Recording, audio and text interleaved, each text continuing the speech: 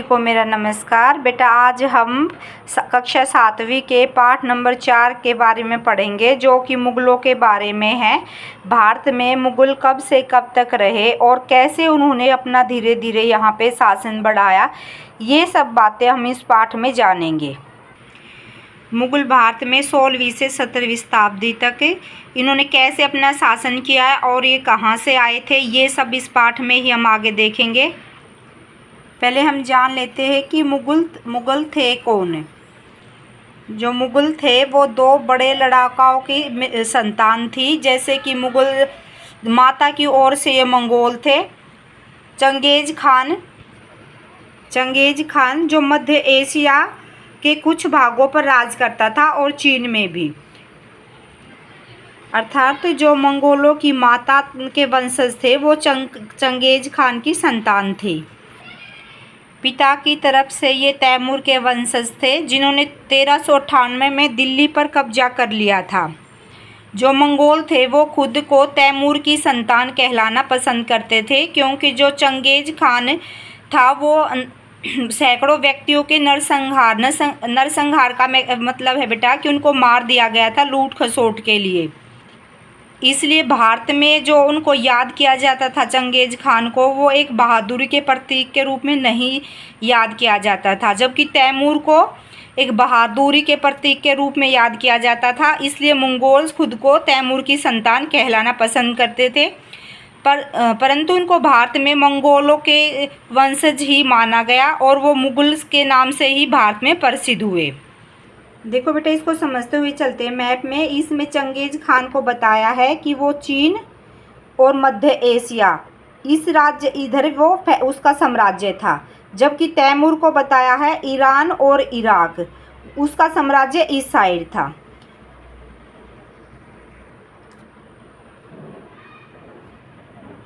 तो जो तैमूर आया था वो इस रास्ते से भारत में आया था, यहाँ से पश्चिम की तरफ से। जब बाबर 12 वर्ष का था तो उसको अपने पिता की गद्दी प्राप्त हुई, उसके पिता की मृत्यु के बाद।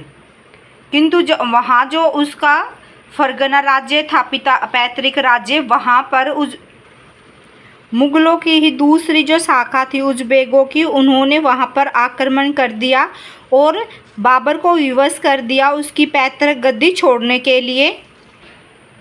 देखो, एशिया में यह भारत है और भारत के उत्तर दिशा में इसका पैतृक जो फरगना राज्य था वो था। वहाँ से ये खदेड़ दिया गया और ये काबुल होते हुए भारत में प्रवेश करता है।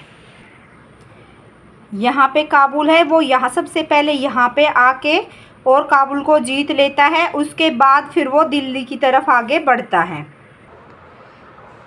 वह 504 में काबुल पर कब्जा करता है और 1526 में, ये भी 1504 में ही काबुल पर कब्जा करता है और 1526 में वो दिल्ली के सुल्तान इब्राहिम लोदी को पानीपत के युद्ध में हराता है। इब्राहिम लोदी और बाबर के बीच में पानीपत में युद्ध होता है, जिसमें कि बाबर की जीत होती है और भारत में पहली बार तोपों का प्रयोग भी बाबर ने ही किया था। जो मुगलों की अपना पुत्र राजा बनाने की जो भी नियम थे वो भारतीयों उनसे अलग थे। भारत में तो जो ज्येष्ठ पुत्र होता था, राजा का बड़ा पुत्र होता था, वो ही राजा बनता था। यहाँ पे ज्येष्ठाधिकार का नियम लागू था भारत में, और जिसको ज़्यादातर राजा उसी को मानते थे, जबकि मुगलों में इसको नहीं माना जाता था और ना ही तैमूर वंशों में इसको माना जाता था। वे शहदायाद की जो मुगल और तैमूर वंशों की प्रथा थी उसको अपनाते थे। उसमें क्या होता था कि एक राजा के या एक शासक के जितने भी पुत्र होते थे, उनमें जितना भी उनकी संपत्ति होती थी या जहाँ तक उनका शासन फैला होता था, उसको बराबर हिस्सों में बांट दिया जाता था। मुगलों के जितने भी भारत में प्रसिद्ध शासक हुए उनको एक बार देख लेते हैं। जो मुगल वंश की स्थापना करने वाला जो शासक था वो बाबर था। मुगल वंश की जो स्थापना करने वाला था वो भारत में वो बाबर था और 1526 से 1530 तक उसका भारत में शासन रहा। उसके 4 पुत्र थे, अस्करी, हुमायूं, कामरान और हिंदाल। इसमें सबसे बड़ा पुत्र उसका हुमायूं था और भारत में भारत में हुमायूं का ही शासक था। हुमायूं के शासक को 2 हिस्सों में बांटते हैं, क्योंकि बीच में शेरशाह, जो यहाँ एक राजा हुआ करता था शेरशाह, उससे हुमायूं हार गया था। और उस समय बीच के जो टाइम है 1530 से 1540 तक हुमायूं का ही राज रहा। फिर 1555 से 1556 के बीच में भी हुमायूं का ही राज रहा। पर 1540 से और 1555 के बीच में शेरशाह का यहाँ पे भारत में साम्राज्य था, उत्तर भारत में। हुमायूं का पुत्र अकबर था। अकबर 13 वर्ष की आयु में ही गद्दी पर बैठ गया था, और जो उसका संरक्षक था वो बैरम खां था। 1556 से 1605 तक ही इसका भारतीय गद्दी पर शासन किया इसने। इसके जो पुत्र था वो सलीम था, और जो आगे जहांगीर के नाम से जाना गया। इसने 1605 से 1627 तक शासन किया। जहांगीर के 4 पुत्र थे, खुसरो, खुर्रम, मिर्ज़ा और शहरदार मिर्ज़ा। जो खुर्रम था ये आगे गद्दी पर बैठा, और जो शाहजहां के नाम से जाना गया। शाहजहां का शासन काल 1628 से 1658 तक था। इसके भी 4 पुत्र थे, मुराद, शाह शुजा, औरंगजेब और दारा शिकोह। जो शाहजहां का सबसे प्रिय पुत्र था वो दारा शिकोह था, किंतु औरंगजेब ने इनके शाहजहां को कैद कर दिया और दारा शिकोह के खिलाफ षड्यंत्र रच के इसको फांसी पे लटकवा दिया था। औरंगजेब के 9 पुत्र थे, पर जिसको गद्दी प्राप्त हुई वो आलम शाह था, और जो बहादुर शाह प्रथम के नाम से आगे जाना जाता है। मुगलों के पहले 7 शासक जो हुए, उन्होंने भारत में मुगल शासन का विस्तार किया। इसके बाद औरंगजेब के जो वंशज आगे हुए वो इतने शक्तिशाली नहीं थे। मुगलों के अन्य शासकों के साथ संबंध। मुगलों ने उन शासकों के विरुद्ध लगातार अभियान मतलब युद्ध किए उन्होंने यहाँ पे, जिन्होंने उनकी सत्ता को स्वीकार नहीं किया था। जब मुगल युद्ध करके और सत्ता को हासिल करके उन राज्यों के काफ़ी शक्तिशाली हो गए, तो बहुत सारे राजाओं ने तो उनके साथ बिना युद्ध किए ही उनकी सत्ता को स्वीकार कर लिया था। और राजपूतों से अनेक ऐसे उदाहरण मिलते हैं जिन्होंने अपनी पुत्रियों को मुगलों के साथ विवाह करवाया। वे मुगलों की पुत्रियों के साथ अपने पुत्रों का विवाह करवा के उनके साथ पारिवारिक संबंध बना लिए। परंतु कई राजा ऐसे भी रहे जिन्होंने अपने जीवन में कभी भी मुगलों की सत्ता को स्वीकार नहीं किया और अनेक बार उनसे युद्ध लड़ते रहे। उसका सबसे अच्छा उदाहरण हमारे इतिहास में महाराणा प्रताप का है। महाराणा प्रताप ने अपने जीवन में कभी भी मुगलों की सत्ता को स्वीकार नहीं किया। वो अकबर के समकालीन थे और अनेक बार उन मुगलों से युद्ध किया और न केवल युद्ध किया बल्कि अनेक बार मुगलों को पराजित भी किया। शुरुआत में क्या था कि जो मुगल थे वो तुर्कियों को ही अपने शासन में पदों पर नियुक्त करते थे, पर बाद में जब उनका साम्राज्य बड़ा हो गया तो उन्होंने ईरानी, भारतीय, मुसलमान, अफगानों, राजपूतों, मराठों और अन्य समूह के व्यक्तियों को भी अपने दरबार में पद देने शुरू कर दिए। जो मुगलों की सेवा में आने वाले जितने भी नौकरशाह के पद थे वो ही बेटा मनसबदार कहलाते थे। मनसबदार शब्द का प्रयोग ऐसे व्यक्तियों के लिए होता था जिन्हें कोई मनसब यानी कोई सरकारी हैसियत अथवा पद, कोई पोस्ट मिलता था। यह मुगलों द्वारा चलाई गई ही एक श्रेणी थी जिसको एक व्यक्ति को कई पद मतलब कई मनसबे दे दिए जाते थे और एक व्यक्ति को जितने मनसबे प्राप्त होते थे उसकी प्रतिष्ठा उतनी ही ज़्यादा बढ़ जाती थी। जो मनसबदार थे उनको उनका वेतन, उनकी सैलरी कैसे मिलती थी?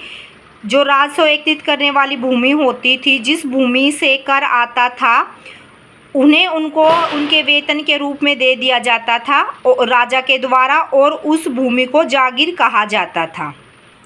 अकबर ने जागीरें देते समय ये विशेष ध्यान रखा था कि जो मनसबदार है उसको जितना वेतन मिलना चाहिए उसके हिसाब से उसको जागीर दी जाए।